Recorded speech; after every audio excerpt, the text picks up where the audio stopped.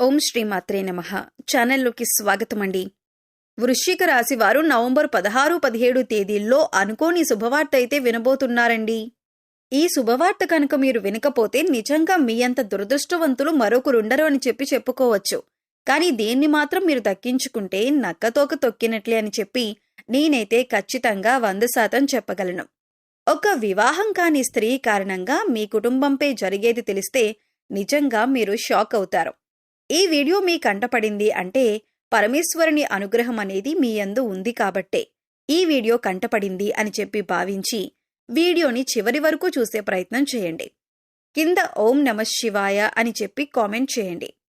ఇక ఆలస్యం చేయకుండా మనం ఈ రాశి వారి గురించి అయితే ఇప్పుడు తెలుసుకుందాం. ఈ రాశి వారి గురించి అసలు నిజం మాట్లాడాలి అంటే గతం గతః అని చెప్పి చాలా వరకు కూడా మర్చిపోవాలని చెప్పి ప్రయత్నిస్తూ ఉంటారు. ఎంత మర్చిపోవాలి అని చెప్పి మనసుని వాళ్ళు అంటే ఆ యొక్క సిద్ధం చేసుకునే పద్ధతి ఉంటుంది కదా, అలా మనసుని సిద్ధం చేసుకోవటానికి ప్రయత్నించినప్పటికీ కూడాను కొన్ని జ్ఞాపకాలైతే అడుగడుగునా కూడా వీరిని వెంటాడి వేధిస్తూ ఉంటాయి. మీరు చిన్నదానికి కూడా గోరంత దానికి కూడా కొండంత ఆలోచించుకుని నాకేదో జరిగిపోతుంది, నేనేదో అయిపోతాను, లేదంటే నేను చచ్చిపోతాను, నా పిల్లలకెట్లా, లేదంటే నా బిడ్డల భవిష్యత్తేంటి, ఇటువంటి ఆలోచనలు అస్సలు మీరు పెట్టుకోకండి. ఏమీ కాదు, మన ధైర్యమే మనకొక లక్ష్మి అన్నమాట. ఈ ధైర్యంతో పాటు ఆరోగ్యంతో పాటు ధనం కూడా తోడైతే ఆ మనిషిని మించిన అదృష్టవంతుడు మరొకరు ఉండరు. ఆ అదృష్టవంతులు మీరే అని చెప్పి నేను చెబుతాను. కానీ దాన్ని దక్కించుకోవాలి అనుకున్నా కానీ మీ చేతుల్లోనే ఉంది. అలా కాదు, మేమెప్పుడూ కూడా మూడౌట్గానే ఉంటాం, మేమేదో ఒకటి ఆలోచిస్తూనే ఉంటాం, మేమతిగా ఆలోచన చేస్తూనే ఉంటాం, మాతో గొడవలు పడేవారితో మేము గొడవలు పడుతూనే ఉంటాం, మాకీ లైఫ్ అనేది ఇట్లాగే ఇదిగా ఉంది, గొడవలతోనే బాగుంది, గొడవలతోనే మేమిదైపోతాం, మాకే ఆరోగ్యం వద్దు అని అనుకుంటే మీ ఇష్టం. గొడవ పడటం అంటే ఒక కోపం అనేది మన మనసులోకి మన శరీరంలోకి ఎంటర్ అయ్యింది అంటే మన శరీరంలో ప్రతి అవయవం మీద అది ప్రభావం చూపిస్తుంది. కేవలం ఆ ఒక్క కోపం మానసిక మెదడుని డిస్టర్బ్ చేస్తుంది. గుండె ఆరోగ్యానికి మంచిది కాదు, పొట్ట ఆరోగ్యానికి అంతకంటే మంచిది కాదు. మరి ఈ గుండె బ్రెయిన్ ఇవి లేకుండా మనం ఎలా బ్రతుకుతాం చెప్పండి? కాబట్టి మీకు శత్రువులాంటి ఈ కోపాన్ని ఎంత దూరంగా ఉంచితే మీకు అంత మంచిదన్న విషయాన్ని గుర్తుంచుకోండి. కాబట్టి దాన్ని వదలకండి. మీరిప్పుడు మనసులో ఏదైతే అనుకుంటున్నారో, నేను హ్యాపీగా ఉంటాను, నేనెవరిని పట్టించుకోను, గొడవలు పడను, ప్రశాంతంగా ఉంటాను, నా పని నేను చేసుకుంటాను, నాకు నష్టాన్ని కలిగించే వారికి, నన్ను నష్టపెట్టే వస్తువులకి నేను దూరంగా ఉంటాను, ఇప్పటినుంచి నా గురించి నేను ఆలోచించుకుంటాను అని మీరు ఏదైతే నిర్ణయం మీద స్టిక్ అయి ఉన్నారో దాని మీదనే ఉండిపోండి. అలా ఉంటే నక్కతోక తొక్కినట్లే. ఎందుకంటే అన్నీ కలిసి వస్తాయి. అలా కాకుండా మేము అదే ఇదిలో పడి కొట్టుకుపోతాం అని చెప్పి అనుకుంటే నిజంగా ఇంకది మీ కర్మే అని చెప్పి నేను చెబుతాను నేనైతే. కాబట్టి ఏదైనా మీ చేతుల్లోనే ఉంది. వదలటం అనేది మీ చేతుల్లోనే ఉంది. వదలకుండా ఉండటం అనేది కూడా మీ చేతుల్లోనే ఉంది. ఇక అది మీ ఇష్టం.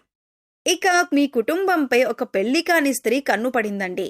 ఒక 10 మందికి అప్పున్నా కాని బ్రతకొచ్చు, కానీ 10 మంది ఏడుపులు ఉంటే మాత్రం బ్రతకలేం మనం.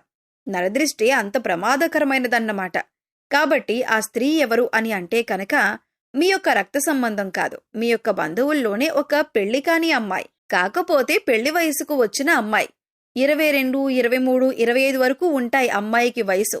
తనేంటి అంటే కనుక మీ యొక్క వ్యక్తిగత విషయాల గురించి ఎప్పుడూ కూడా తెలుసుకుంటూ ఉండటం, మీ కుటుంబం మీద పడి ఏడవటం, వారి యొక్క తల్లిదండ్రులు, వారి యొక్క ఈ కుటుంబ సభ్యులు కూడా అమ్మాయికి సపోర్ట్ చేయటం, ఇంకాస్త ఎక్కించి చెబుతూ ఉండటం, దానివల్ల ఇంకాస్త అమ్మాయి ప్రభావితం ఎక్కువైపోవటం, ఆ కన్ననేది ఆ ఏడుపనేది మీ యొక్క కుటుంబ సభ్యుల్లో ఉన్న ఆ అమ్మాయి వల్ల కూడా చాలా వరకు కూడా జరుగుతుంది. తానేంటి అంటే కనుక అవసరాలకి మాత్రం మీ వద్దకి వచ్చి అవసరాలు తీరిపోయిన తర్వాత మిమ్మల్ని పక్కకు నెట్టేసి చాలా వరకు కూడా తన యొక్క దారుణమైన ఆ బుద్ధిని మీ దగ్గర ఎప్పటికప్పుడు కూడా చూపిస్తూనే ఉంది. అది తెలిసి కూడా మీరు తెలియనట్లుగా వచ్చినప్పుడు చక్కగా నవ్వుతూ మాట్లాడటం, మంచిగా ఉండటం, మళ్ళీ అవసరాలకు ఉపయోగపడటం, మళ్ళీ అవసరం తీరిపోయిన తర్వాత వాళ్ళు పక్కకు నెట్టేస్తే పక్కకు వెళ్ళిపోవటం, ఇటువంటివన్నీ కూడా జరుగుతూ ఉన్నాయి. ఎప్పుడైనా కానీ ఒక్క విషయం గుర్తుంచుకోండి. మనకి నష్టం చేసేవాళ్ళు, మనకి అవసరాలకు ఉపయోగపడని వారు, మనకి ఎంత దగ్గరగా అంటే ఆప్తులైనా కానీ మనకి వారితో ఫరక్ పడదన్నమాట. కాబట్టి అటువంటి వారిని వదిలేసేయటమే మంచిదే. ఇది కూడా మీకు వారు ఏది ఇంపార్టెన్స్ ఇవ్వనప్పుడు మీరు ఇవ్వాల్సిన అవసరం కూడా లేదన్న విషయాన్ని గుర్తుంచుకోండి. అది ఎవరైనా కానీ, ఎంత పెద్ద ఇదైనా కానీ గుర్తుంచుకోండి. ఇక ముఖ్యంగా ఈ యొక్క రోజుల్లో మీకు వృత్తిపరంగా, ఉద్యోగపరంగా, వ్యాపారపరంగా, చిన్న పెద్ద బిజినెస్ల పరంగా, అన్నింటి పరంగా కూడా అనుకూలంగానే ఉంటుంది. ఎటువంటి ఇబ్బందులైతే ఉండవు. చాలా హ్యాపీగా రోజులైతే గడిచిపోతాయన్నమాట. ఎటువంటి ఇబ్బందులు ఉండవు, ఎటువంటి సమస్యలు ఉండవు. కాకపోతే సమస్యలుండవు అంటే ఉండవని చెప్పను కానీ నేను ఇక్కడ కొంచెం భార్యాభర్తల మధ్య ఫైటింగ్స్ అయితే ఉంటాయన్నమాట. అవేంటి అంటే అలా వచ్చి అలా వెళ్ళిపోయేవై ఉంటాయి. దీనివల్ల మీరు చాలా వరకు డిస్టర్బ్ అవుతారు. ఓవరాల్గా చూసుకుంటే రియల్ ఎస్టేట్ వారికి కానీ, రాజకీయ రంగంలో ఉన్నవారికి కానీ, సినీ రంగ పరిశ్రమల్లో ఉన్నవారికి కానీ, విద్యారంగంలో ఉన్నవారికి కానీ, వైద్య రంగంలో ఉన్నవారికి కానీ ఈ రోజులు అనుకూలంగానే ఉంటుంది. ఇక లవర్స్ పరంగా చూసుకుంటే చాలా డిస్టర్బెన్స్ వస్తాయండి. అంటే దాదాపుగా విడిపోయేంత వరకు వెళ్ళిపోతారన్నమాట. కాబట్టి ఎవరికైతే కోపం వస్తుందో, ఎందుకు వస్తుంది, ఇవన్నీ కూడా అంచనా వేసుకుని కాస్తంత జాగ్రత్తగా మాట్లాడుకోండి. లేదు ఈ బంధం వేస్ట్ అని చెప్పి పూర్తిగా విడిపోయే ఇది కూడా ఉంటుంది. ఏదైనా కానీ గతాన్ని తలుచుకొని ఈ టైంలో ఏది ఎంతవరకు మంచి, ఎంతవరకు నాకు నష్టం జరిగింది, ఎంతవరకు నాకు లాభం జరిగింది, ఇవన్నీ కూడా అంచనా వేసుకొని దానికి తగ్గట్లుగా మీరొక అడుగు ముందుకు వేయండి. లేకపోతే లీవ్ ఇట్ అన్నమాట. వదిలేసేయటమే మంచిది. లైట్ తీసుకోవటమే బాగుంటుందన్నమాట. ఈ విషయంలో అయితే ఇక అంతా బానే ఉంటుందండి. విద్యార్థులు కూడా కష్టపడాలి. కష్టపడితేనే ఫలితం ఉంటుంది. ప్రతిదానికి కష్టం కష్టం అని చెబుతున్నారు. లైఫ్ అంతా కష్టపడటమేనా అని చెప్పి అడుగుతారేమో. ఇక్కడ ఏం లేదు. కష్టం అంటే మనకొక పార్ట్ ఆఫ్ లైఫ్ అన్నమాట. ఆ కష్టమే మనకి ఎన్నో సుఖాలనిస్తుంది, ఎన్నో ఆనందాలనిస్తుంది. కొంత టైం వరకు కష్టపడాలి అని చెప్పి మనం ఆ పని యందు పెట్టుకుంటే అంతవరకు కష్టపడితే సరిపోతుంది. మిగతా లైఫ్ అంతా హ్యాపీగానే ఉంటుంది. మిగతా సమయం అంతా హ్యాపీగా ఉండొచ్చు. కాబట్టి కొంచెం కష్టపడితే ఫలితం ఎక్కువ వస్తుంది అన్న విషయాన్ని గుర్తుంచుకోండి. ఇక అంతేనండి. ఈ 2 రోజులు ఎటువంటి ఇబ్బందులు అయితే ఉండవు.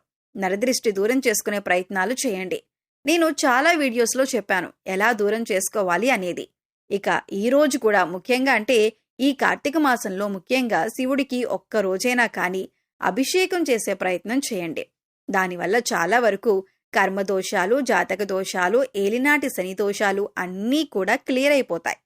ఎందుకంటే శివుణ్ణి దాటి ఏ గ్రహం కూడా ఏమీ చెయ్యలేదు. ఈ ఒక్క విషయం గుర్తుంచుకుంటే చాలన్నమాట. అర్థమైంది కదండి? మరి వృశ్చిక రాశి వారికి ఈ వీడియో నచ్చిందనుకుంటున్నాను. నచ్చింది అనిపిస్తే ఈ వీడియోకి ఒక లైక్ ఇవ్వండి. లైక్ ఇచ్చిన వెంటనే హైప్ అని వస్తుంది. హైప్ ఇవ్వండి. అంతేకాకుండా మొదటిసారి మన ఛానల్లోకి వచ్చినట్లయితే కనుక మన ఛానల్ని సబ్స్క్రైబ్ చేసుకొని సపోర్ట్ చేయండి. కింద ఓం నమః శివాయ అని చెప్పి కామెంట్ చేయటం మాత్రం మర్చిపోవద్దు. మరి రేపు మరొక మంచి వీడియోతో మళ్ళీ కలుసుకుందాం. అంతవరకు కూడా పరమేశ్వరుని ఆశీస్సులు మీ మీద, మీ కుటుంబ సభ్యుల మీద ఎల్లకాలం ఉండాలని చెప్పి మనస్ఫూర్తిగా కోరుకుంటూ సర్వే జన సుఖినో భవంతు. ధన్యవాదాలండి.